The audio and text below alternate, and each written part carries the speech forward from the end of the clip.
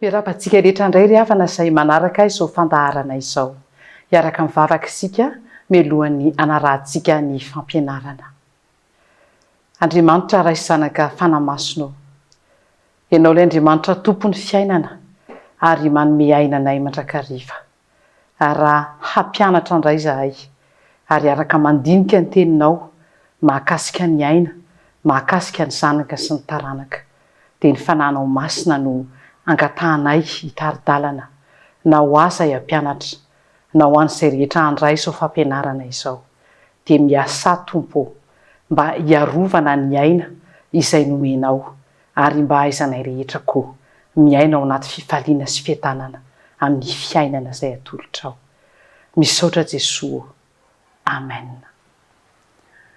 Ny fampianarana izay ho arahantsika ry havana dia fampianarana mitohy atoato ary ampitondraina ny lohateny hoe Andriamanitra ataoko ahoana ity zanako.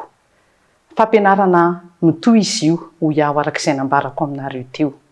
Ka ny anombohantsika azy androany teny hoe Andriamanitra ataoko ahoana ity zanako kely atao miboaka.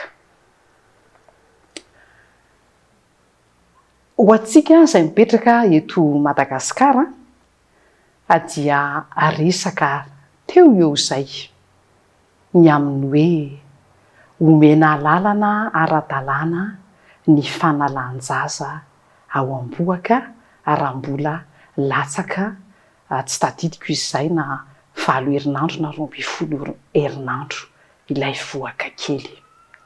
Any ampitan-dranomasina dia efa misy ny lalàna na dia any amin'ny tany antsoina hoe maro fiangonana sy kristianina ihany aza manome lalana ny vehivavy mba ho afaka hanala zaza raha ohatra ka mbola latsaky ny 12 herinandro ny voaka.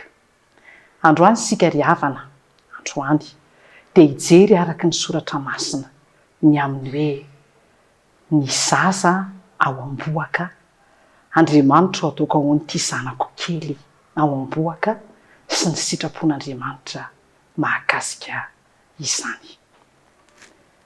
Hojerentsika aloha ny ao amin'ny Salamo 100 izay tenin'Andriamanitra vakiantsika matetika eo am-piangonana ary inoko fa ny maro amintsika mahay tsy hijery azy.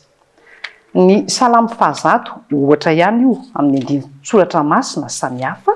Ny Salamo 100 ny andininy 7 dia ahitantsika mihitsy hoe aoko fantatrareo fa Jehovah no Andriamanitra, izy no nanao antsika ary azy isika dia olony sy ondry fiandriny.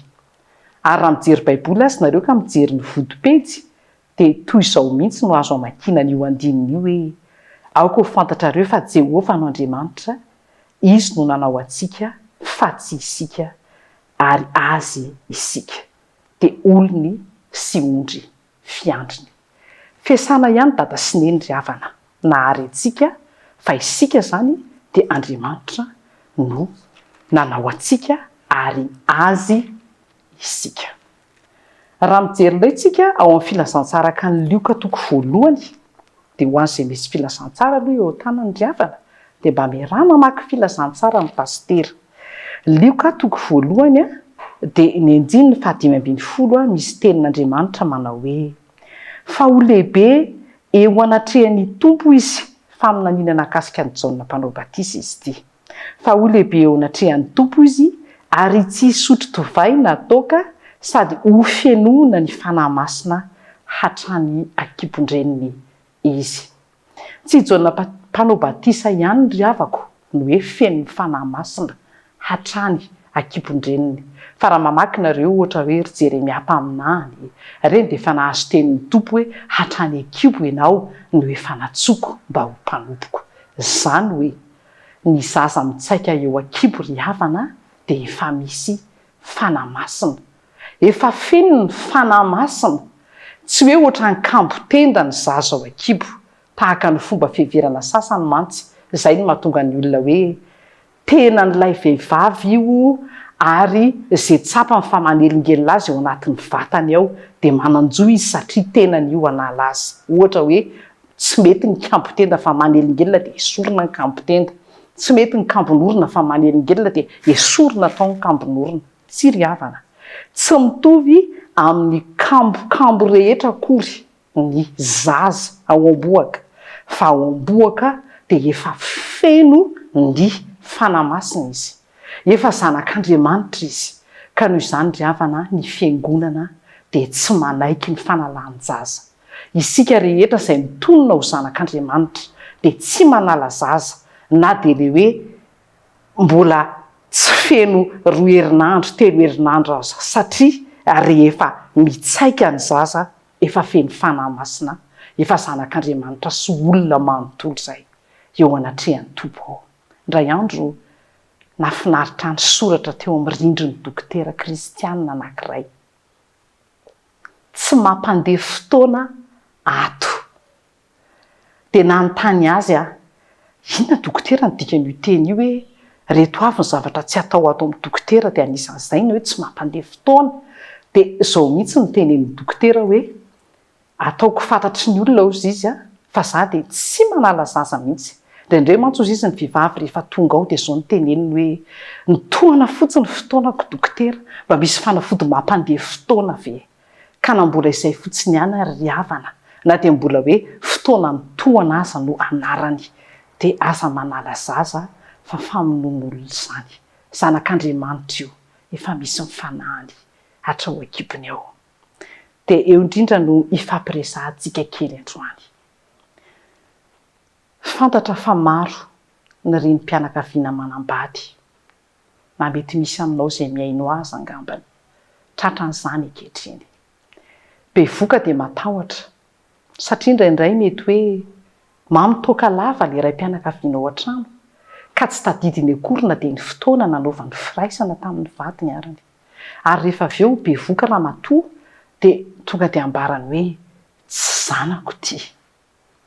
Dia sahiran-tsaina isika vehivavy dia mieritreritra fa ny vahaolana haingana indrindra dia ny manala an'ilay olona kely. Eo koa ny hoe mbola mpitovo aho, efa niezaka ihany fa dia mbola be voka ihany, dia tsy hita mihitsy fa dia inona ny atao, dia ny vahaolana heverina dia ny manala zaza. Mamono olona izany ry havana, ka androany miangavy ianao noho ny amin'ny soratra masina, fa efa hatrany am-boaka dia feno fanahy masina ny zaza. Na toinona toe-javatra misy dia hatsao ny aina. Zanak'Andriamanitra io entinao io. Ka ny vahaolana rehefa mitranga ny korotana toy izay, voalohany indrindra aloha dia mivavaha. Faharoa, mifonahy amin'ny Tompo raha efa tao anaty eritreritra ao mihitsy ny hoe tsy maintsy ataoko izay analana an'ity amin'ny fomba toy izao. Mifonahy amin'ny Tompo. Ary fahatelo dia mangataha amin'ny Tompo izay rehetra hoentinao manana, fa tezao ny zanakao. Fomba fiteny ihany mantsy ry havana ilay hoe tezao ny zanakao, fa zanakao sy Andriamanitra io. Ka na dia hafahafa aza no fihetsiky ny rainy sy ny fihetsiky ny fiarahamonina, Andriamanitra rainy ilay nahary azy arak'ilay nitenentsika tao amin'ny Salamy 107 tao, hanome anao izay rehetra ilaina hikarakarana ny zanany. Fa aza matahotra ianao, ongoty ao anatin'ny sainao ny fiheverana fanana hoe tsy niriana akory ty, tonga tampoka ty, dia atahoana moa fa teo fantezaina. Tsy hosory izany rehetrarehetra izany, fa zanak'Andriamanitra io ary ny Tompo izay rainy ho hiataminao teo, hanome anao izay rehetra ilaina hikarakarana azy. Raha mbola toka-teny ianao, matahotra ho roasin'ny ray aman-dreny satria be voka-potovoana, matahotra menatra, torohevitra ameko anao dia izao, vavaha, manatona ny mpitondra fivavahana fiangonana kristiana izany sy eo akaiky ianao, manatona n'ireny akany mpitaiza ireny, hanome torohevitra anao ireny amin'ny hikarakarana ny voaka. Misy koa any amin'ny fiangonana efa programa hikarakarana ny fanampiana ny vehivavy mananjanaka mpitovoana. Asa eritreretina mihitsy ary tanora sy tovavy zanako ny ianao hoe hofonoko tiana ho alako ty. Atony ny mpitondra fivavahana akaiky ianao dia maka hevitra aminy fa misy foana ny lalana izay hikarakarana anao amin'ny maha olona velona anao fa ambonina saiko. Misy foana ny lalana avy amin'Andriamanitra hanampiany anao fa zanany io. Maro ny havana ny maniry hananjanaka fa tsy manana. Azafady raha misy izay tsy mety ny toe-jaza manaraka izao fampianarana izao fa ny fandaminan'Andriamanitra mory havana samy manana izay hitondrany azy tsika.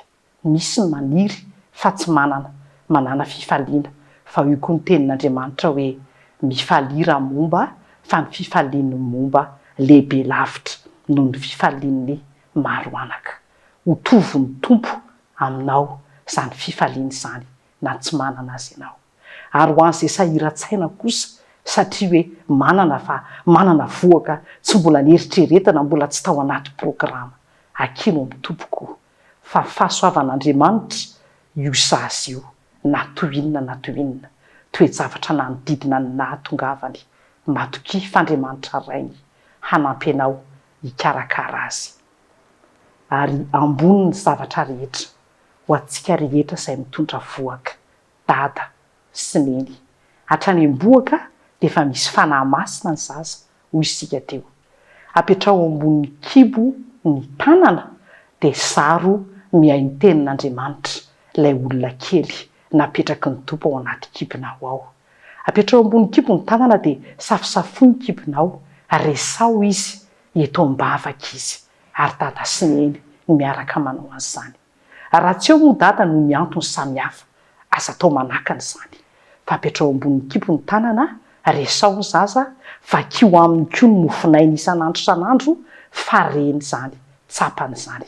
Izay toe-panahy hitondrana ho azy aminao mitondra voaka, voarainy izany fa misy fanahan'Andriamanitra ao aminy ao.